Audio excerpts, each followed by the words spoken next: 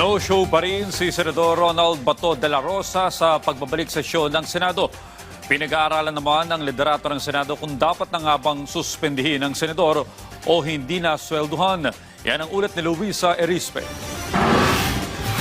2026 na pero ang upuan ni Senator Ronald Bato de la Rosa sa plenaryo nananatili pa ring blanko.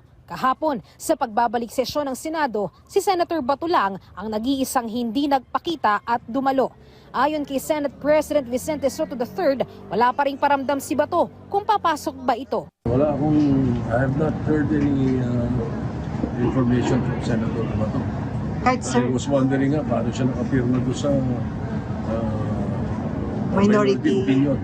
Pero ayon kay Senate President Pro Tempore Panfilo Lacson, pag-aaralan na nila kung dapat na bang isuspinde o hindi pa swelduhin si Senator Bato. Yun ang isang suggestion na baka isuspend or itigil yung sweldo kasi parang sabi ko kay SP kanina, paaral natin mabuti kasi covered kami ng civil service law.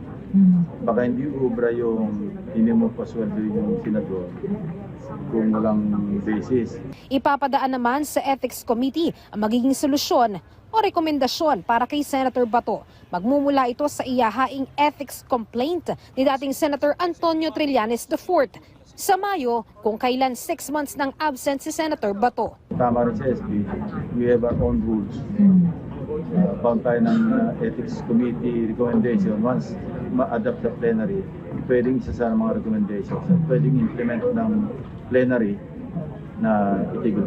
Sa ngayon, wala pa sa rules ng Ethics Committee o Senado na no work, no pay ang isang senador na hindi pumapasok. Pero ngayong buo na ang Ethics Committee, posible ding pag-usapan ang pag-amyenda sa rules ng komite.